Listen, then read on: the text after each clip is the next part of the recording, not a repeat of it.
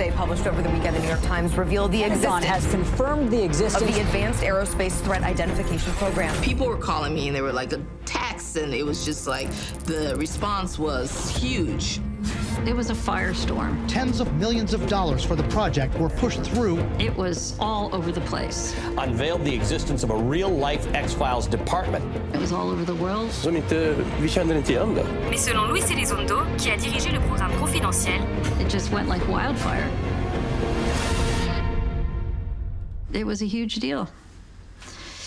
why do you think it attracted so much attention? I think one of the main reasons it attracted so much attention was because of those two videos that we included. They're all going against the wind. The wind's 120 knots from the west. Oh, big deal. I mean, there is nothing like watching a video of a UFO for people. Those videos garnered tremendous views, among the most watched videos the Times had ever put up.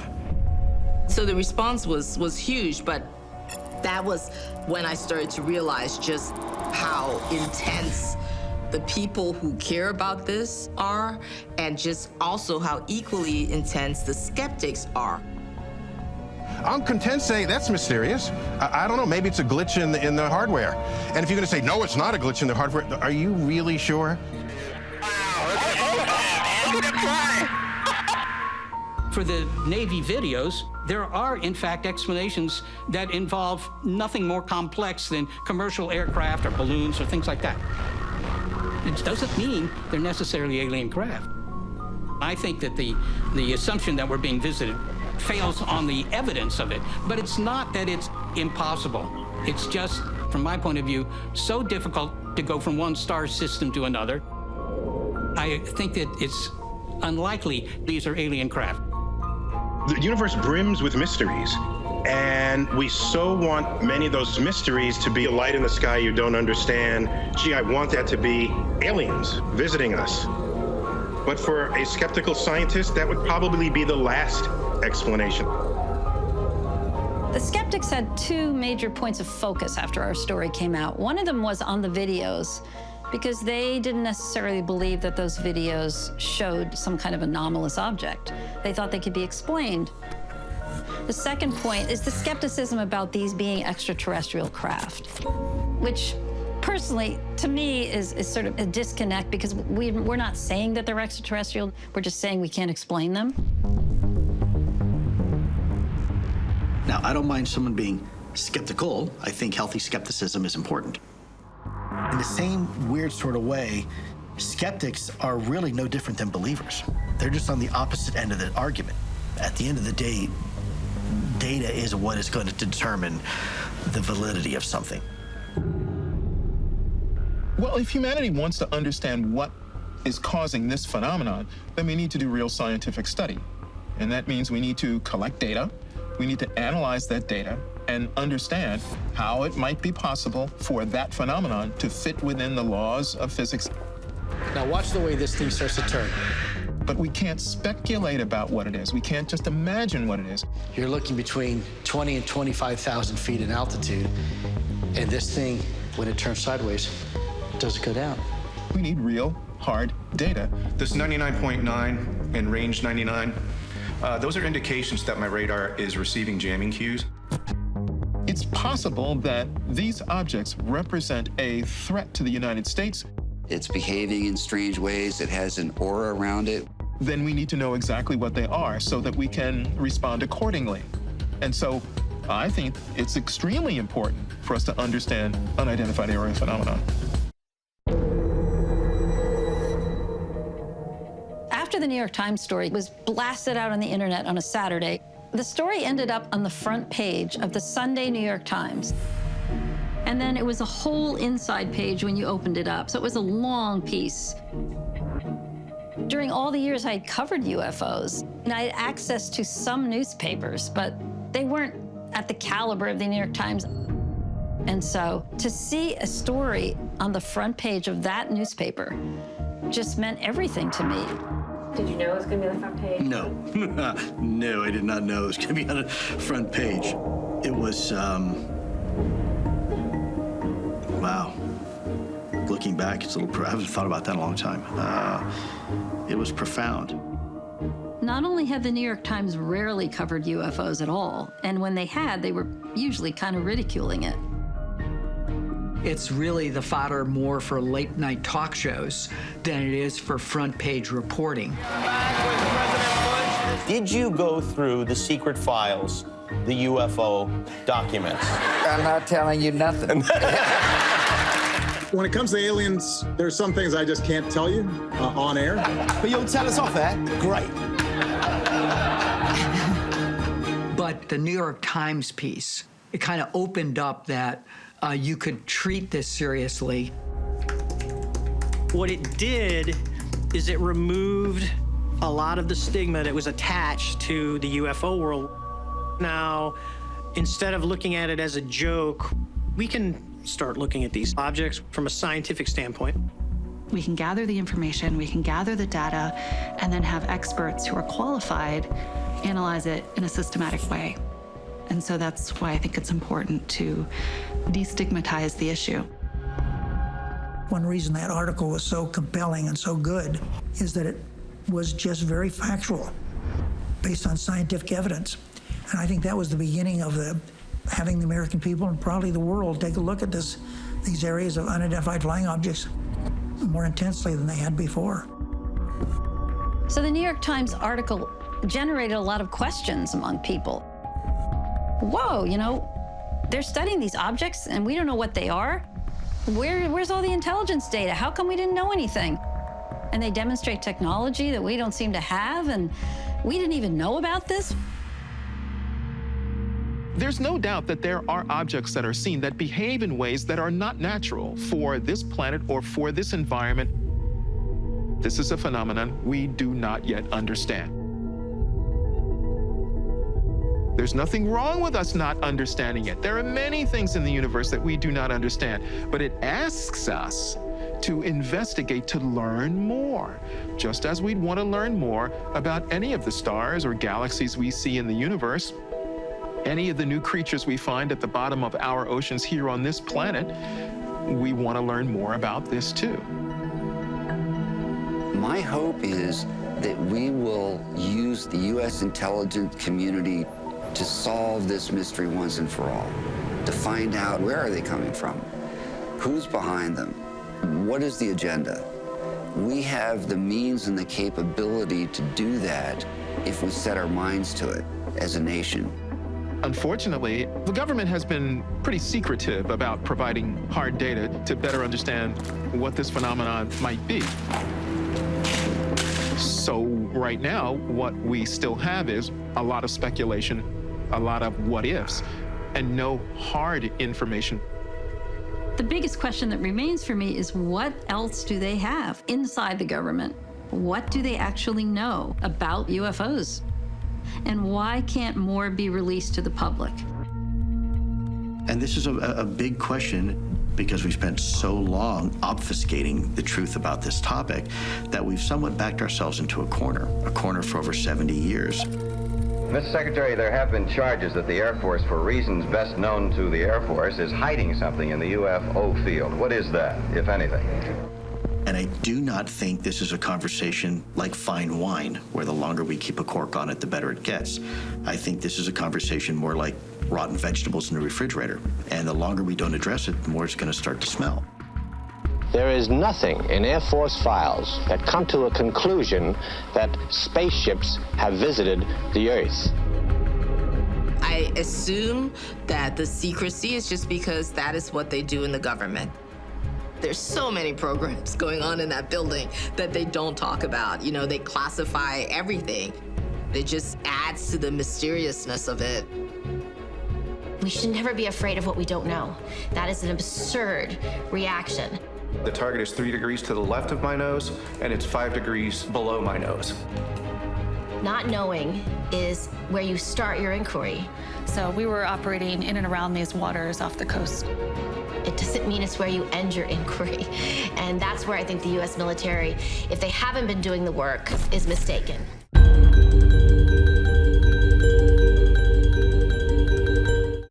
My goal in writing about UFOs has been mainly to bring information forward to the public But beyond that, it's to motivate the official world to pay attention. Once I realized that there was enough data to show that these things are real and the possibility that there are other civilizations visiting us here, I was just hooked. And I realized that I needed information that could be verified and documented and cases that were irrefutable. I turned to the most credible civilian researchers because they were the ones doing the work. The National Aviation Reporting Center on Anomalous Phenomena, NARCAP, was founded by Dr. Richard Haynes, who is a former chief scientist for NASA. Hey, Dick, can you hear me? I sure can. Sure is good to see you. What is your reflection on, looking back at NARCAP, like why you started it? Well, I'd spent quite a number of years as a hobby studying this phenomenon, and I finally came to the understanding that ufology, the study of UFOs or UAPs these days, is not going to progress until there's some practical benefit from it. And so I came up with this idea, let's look at aviation safety. The FAA did not want to receive any reports from any of their personnel about UFO events. It was actually written in their manual that if anyone saw a UFO, they were to report it to a civilian group. NARCAP is a reporting center for pilots and air traffic controllers who would like to make a report of their sightings in a completely confidential manner. We are looking carefully at events that are happening in our skies all the time where flight safety could be impacted. Our objective is to make flying safer. The work I did with NARCAP and really getting familiar with the aviation safety hazards, I became more focused on that as an important component of this whole issue. The second story that I ever published on UFOs in 2001 was based on a 100-page report that NARCAP produced. There were cases where the pilot would have to make a very fast turn or he'd have to dive to avoid hitting a UFO. Cases where passengers were actually injured by maneuvers the airplane had to make. If you have commercial pilots that are somehow in danger, I just thought as a journalist, this is really important. I mean, how could the aviation world ignore this? One of the most fascinating cases in the report was the Japan Airlines case, 1986. Spinner 1628, have a register. I'm picking up a hit on the radar, approximately 5 miles in trail, your 6 o'clock position. What was really compelling about this case is that you have the radar data, and then you got the testimony of the pilot talking to ground control. Do you still have visual contact? Oh, same position. There are these amazing tapes in Richard Haynes' archive of calls he made, and the pilots will give him detailed accounts of what they saw. One of the recordings was with Captain Tarachi from the Japan Airlines case. How long did it take to move from the 12 o'clock position?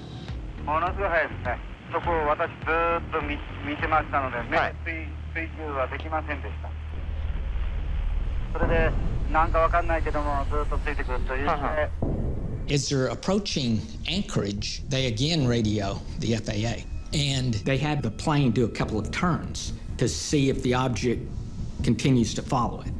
Similar request, you're making right turn 360 degrees, 360 degree turn, and advise me what your traffic does then. Captain Tarachi was very surprised to realize that the object was still beside him throughout that turn.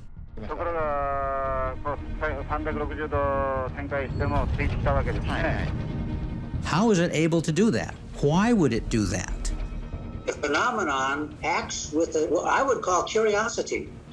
To me, that's intelligence. It raises some fundamental questions about the nature of the phenomenon. Would it constitute a threat to flight safety? And the answer is clearly yes.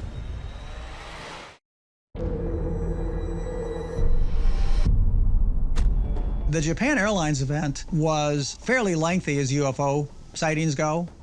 They watched it for perhaps a half hour or more. It moved in different positions around the aircraft. Eventually, as they descended and approached the airport, it disappeared. But the real import of the case is what happens after the sighting. Captain Tarachi spoke to the American press about this event, and Japan Airlines took him off the job for like a year It just shows that professional pilots cannot report an actual event that happened that might even be a hazard to their aircraft without facing repercussions. Now on the phone with us from Anchorage is Paul Stuckey, who's Public Affairs Officer for the FAA in the Alaska region. What, Paul, does the FAA say this is? Well, we've got some possible evidence of confirmation, but it is not real strong. And the military is totally unable to confirm whether this object was real by its radar, and neither are we, actually.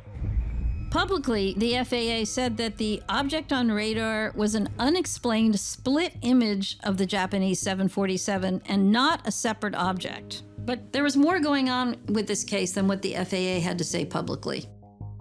When John Callahan, who was the head of accidents and investigations at FAA, first heard about this event, he ordered that all the data be sent to him immediately on this case. I said to the software people, I want a briefing in the next room. I want to see on a chart every place where the Japanese guy was, and I want to see all the targets around him. I watched on radar, I took a videotape of it, and the next day came back to Washington headquarters. This is where it first starts. It starts at 19 after the hour. You see that little dot? That's the UFO. He studied all this data, and then, according to Callahan, he was called to a meeting at the Washington headquarters. That meeting involved a team of representatives from the White House. It included CIA representatives. That's strange. These things are not typically investigated by the FBI, not the CIA. I play the tapes for them, I show them all the paperwork we got, I give them the whole tale, and they were all excited about it. So I'm standing next to this little guy, and he says, okay, we were never here. We're confiscating all this data, and you're all sworn to secrecy. So I said, what do you think it is? I'm still thinking it's the stealth bomber. He says, well, it's a UFO.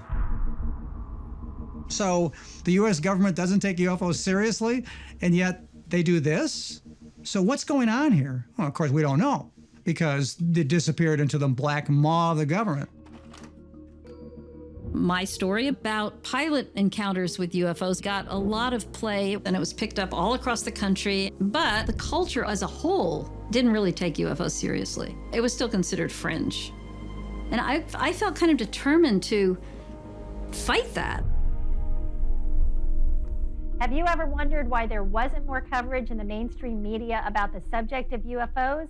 We are very pleased today to have an investigative journalist who has pushed through that barrier, Leslie Kane. Thank you so much for joining. When I started out reporting on UFOs, I felt like I was risking my career as a journalist. I did feel that way.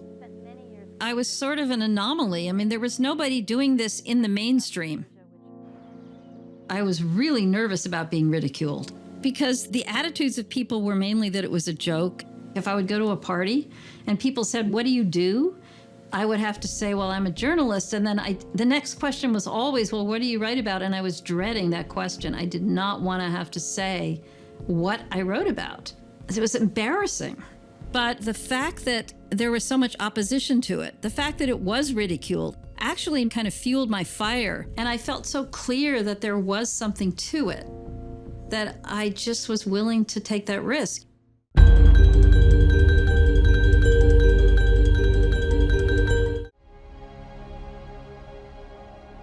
The Stephenville, Texas UFO case is very intriguing to me.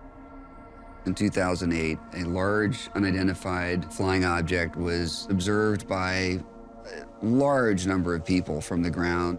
When we first saw it, it had 7 lights across the back of it, all blinking in no particular order. As it approached Stephenville, these 7 lights became an arch shape of 7 lights. And then a brief moment later, they burst into a flame, and it looked to me like the flame was contained in a rectangle box. Somebody had made the comment, well, is it half the size of a Walmart? I said, it's much bigger than the normal Walmart. What made the Stephenville case so interesting was that in a 4-hour period of time, you had dozens of reports of an object. And they all described seeing the same thing. It happened about 12 and a half, 13 years ago. I still think about it quite often. We're still trying to find out and discover what the cause of it was. It just had two large, bright, intense red lights with a white light in the center of it. And it had two military jets behind it, which everybody saw in town, the jets. They was running full throttle, but they wasn't able to catch it. There were fighter jets chasing those lights, and the jets couldn't keep up with them. And then it just left. It was gone that fast. What do you think it was? I don't know what it was, but I know it wasn't an airplane. After that, I spoke to probably 200 or 300 people that witnessed it. Business owners, city councilmen, policemen, but no one could say what we saw that night. I called the Stephenville Empire Tribune to see if anybody may have got a visual on it. The editor directed me to a newspaper reporter named Angela Joyner. She interviewed me over the phone, and she started digging deep to help find out what we were seeing. She was hell-bent to find out the truth.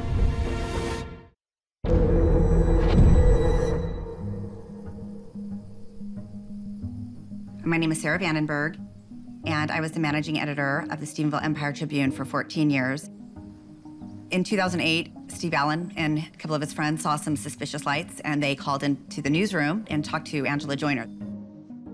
Angela Joyner was one of my reporters at the Empire Tribune. Sadly, Angela passed away with COVID last year. Angela was a super fun person, but she took her job seriously. Good writer, she was thorough, she was a good reporter. Steve Allen called me and said, hey, I got a story for you. And I could tell by talking to him, you know, the way his voice changed and his inflections changed, and he was just so sincere when he was describing it to me. I knew this guy saw something. He really saw something big. After Steve Allen called, she pitched the story to me and said, here's what's happened, what do you think? Did you have any concern at that point about reporting on this? Yeah, it just seems like, you know, it's the thought of the little green men coming out of the spaceship. It was sort of tabloidish to me. That was my concern. As a journalist who wanted to be taken seriously, I was afraid that, you know, this would somehow taint my reputation. So I said, put something together and pitch it to me tomorrow evening when I get back to the office, and then we'll talk about it. This sighting was like right here in our core readership area, and I thought, you know, the readers are gonna like this. They're gonna really like this, so. And the people, they know the people in the story. That's another thing. So that was another reason I went ahead and did it. And the editor left early. You have to cut that part. But she did.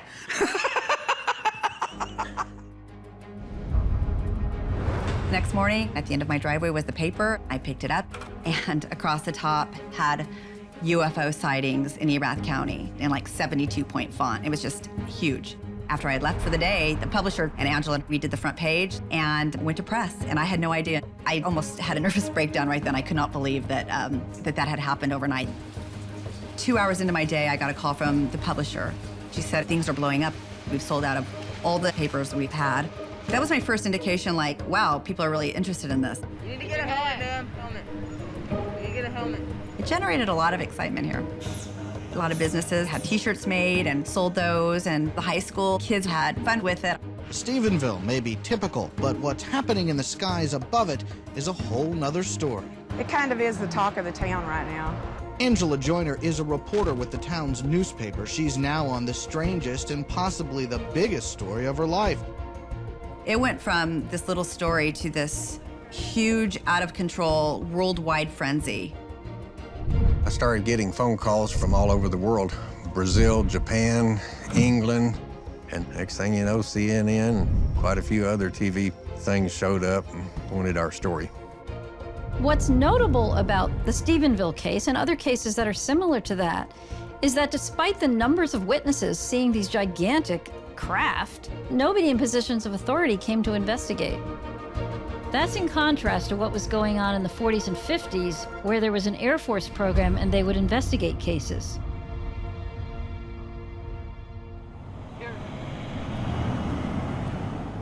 Good evening, everyone. My name is Steve Hudgens. I'm Senior Field Investigator for MUFON. We're down here to investigate this extraordinary event. We have our Section Director from Waco, Dave Keel, and Director of Research, Robert Powell. My name is Robert Powell. My educational background is in chemistry, and I worked in the semiconductor industry as an engineering manager. Early January of 2008, I'm the Director of Research at MUFON. The term MUFON stands for Mutual UFO Network. I went up to Stephenville with multiple investigators, and we began to interview the witnesses. Hey. How are you? I'm good. How are you? I met several key people such as Angela Joyner, Steve Allen, and Leroy Gayton. And Leroy just gave me the best description of what happened that day to him. As I walk out to my car, I saw 10 to 12 bright fluorescent orbs.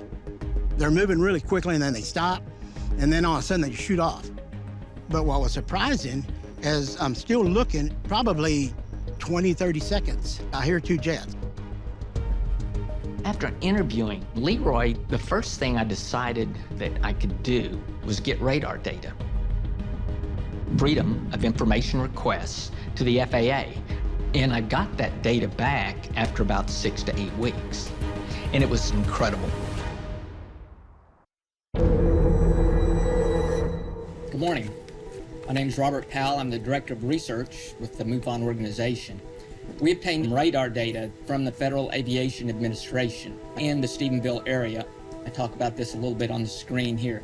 One of the first things I do when I get the radar data is I find the F-16s and I match that, yes, that matches the time they went by Leroy's home. Then I look on the radar data for unknowns. And I find 2 miles south of his home, just like he told me, objects on radar that are basically stationary, just like he said. And then the really interesting part was on radar, these objects that were over his home, the next radar blip, the object is to the northeast towards Stephenville, and it had traveled at a minimum speed of 1,900 miles per hour. Now, and that is from stationary. There's no way for me to know what it was. The only thing I can say is what it was not. It was not any type of aircraft, because no aircraft can hover and then move to a speed of over 1,900 miles an hour at low altitude and then stop and hover again. It's just not something we have the ability to do.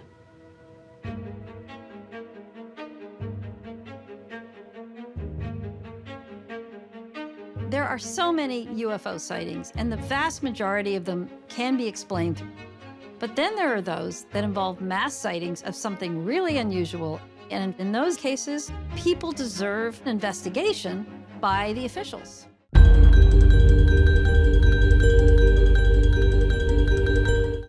The main issues that Congress and others have been concerned about are basically safety of flight concerns and counterintelligence issues. But of course, there's always the question of, is there something else that we simply do not understand that might come extraterrestrially? To me, that was very revealing, because it now appears that government is willing to discuss that possibility of an extraterrestrial origin. Avril Haines, who is a director of national intelligence, saying that it was possible that the strange encounters could be extraterrestrial life. She said they may be coming extraterrestrially. She opened up that door to that possibility. It's a sign of how things have changed. Imagine one of these objects happened to be from another civilization. That would change the future of humanity. People want to know, is this otherworldly? Is it from our solar system? My hope is that the UFO community, along with government officials, will work together in a way that will answer some of these questions. I'm just about to talk to Representative Andre Carson, who is going to be holding open hearings on UAP. It's been more than half a century since hearings in Congress, so it's like major news that we're having open hearings. There's an email that just came in, conference line in 10 minutes. Hello, Mr. Carson. Thank you so much for taking this call with me. What an honor, thank you. I mean, I'd love to know, what you really hope to accomplish from having the hearing next week. UAPs present a very real national security risk, and this is an area of high public interest. Any undue secrecy can serve as an obstacle to solving the mystery, or it really could prevent us from finding solutions to potential vulnerabilities. I think for far too long, people have said, oh, the public isn't ready to know about these things. But I think that the public is ready, now more than ever.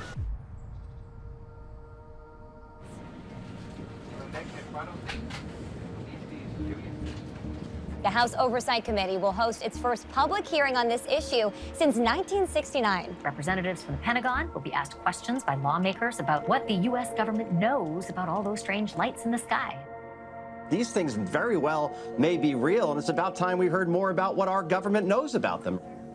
This is really an historic moment. It's a milestone that we are having an open congressional hearing about UFOs.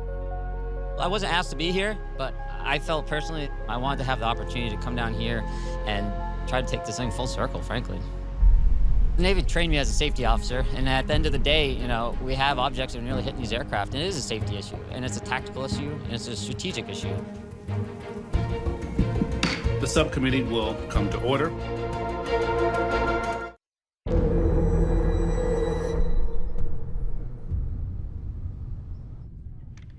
The last time Congress had a hearing on UAPs was half a century ago.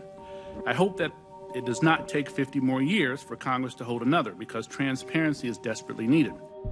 The members of Congress represent the people of the United States. The people want information. Congress wants more transparency from the Pentagon on this topic. Undersecretary Moultrie, Mr. Bray.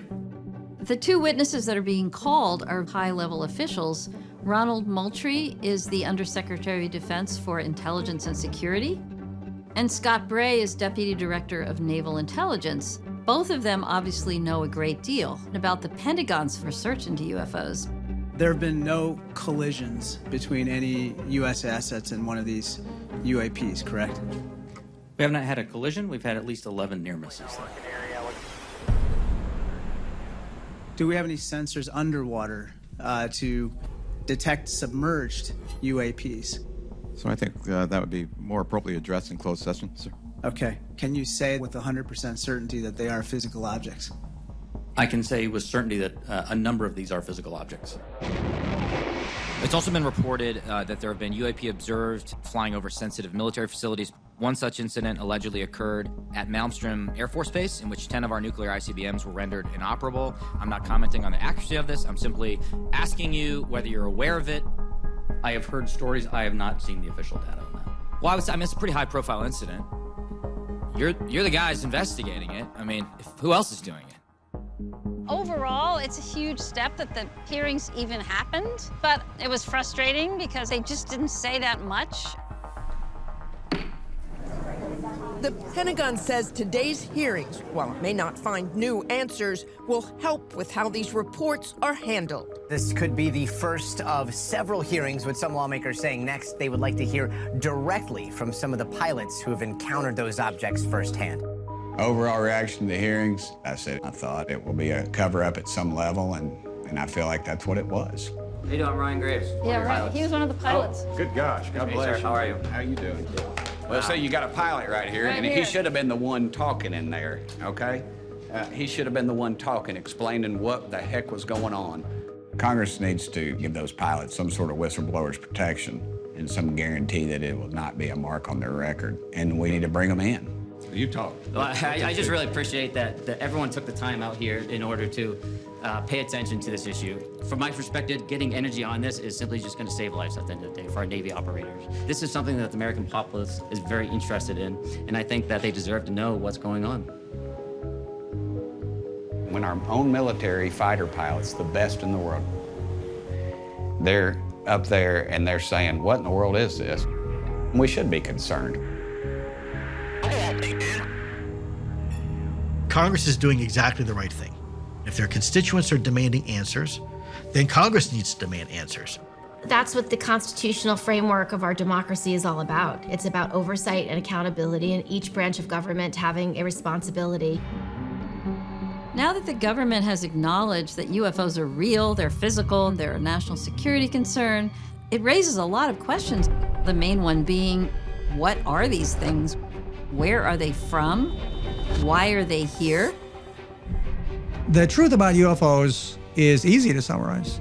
The UFO phenomenon is real and maybe the greatest scientific problem of all time. What do you think these things are? Let's try to break it down one by one in terms of the technology that we see. We now know that these objects go between Mach 5 and Mach 20, 20 times the speed of sound. They can fly in the air, and they can go even underwater. What could be behind that? Why should they go underwater? Surprisingly enough, we've explored more of the moon than we've explored of our ocean floors on this planet. So our ocean floors are just as much of a mystery to us as are some of the moons orbiting some of the planets in our solar system. People ask a lot, well, what do you think they are? When I started out, I was probably pretty convinced of the extraterrestrial hypothesis, that they were just visitors from another planet. But I've come to learn since that the phenomenon is way more complicated. It was traveling at fantastic speed. It was a series of about 6 lights in the shape of a cross. It seemed to be rotating, and it was hovering. There was a rim of light in the shape of a triangle. 3 of us up here saw it. The length is unbelievable. They're so diverse, I just don't think it's as simple. Disc-shaped ship that has traveled here from some planet far away. If we succeed, and if we find that indeed there is an alien intelligence of some kind in our atmosphere, it is going to be something that changes our worldview, changes our understanding of our place in the universe. The way I see science is as a service to society. The knowledge we obtain from studying the universe is relevant for everyone and benefits everyone. Do you think we will find evidence of extraterrestrial intelligence in your lifetime? I think we already have. I don't need to think in the future.